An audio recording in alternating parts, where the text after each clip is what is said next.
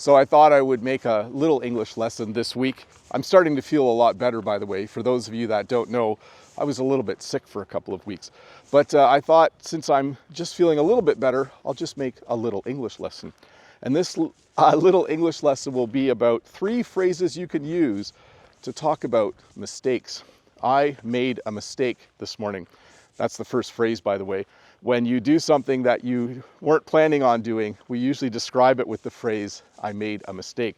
The mistake I made is I put the wrong attachment on the clippers and I shaved my beard and mustache shorter than I normally do. So I made a mistake. That's the phrase I would use to describe that. And there's a few other, by the way, it will grow back. That's the nice thing about this kind of mistake is if I just wait a few days, it will grow back and look normal again. But does it look shorter? Do you recognize me? Maybe I look a little bit different. Anyways, there's 2 other phrases you can use to describe a situation like this. The other one is you could say, I messed up. This morning I messed up. I don't know why. I'm still trying to figure out how I made this mistake or why I messed up this morning.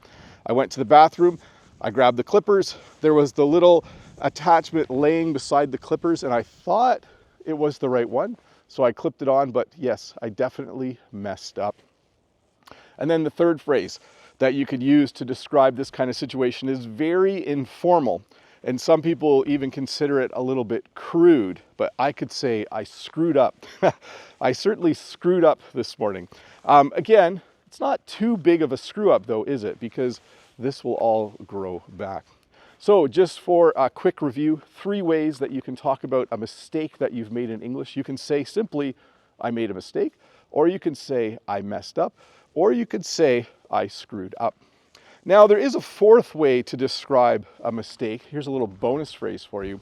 If you're talking about something like math, or you're talking about maybe you're using a calculator, you might say, I made an error.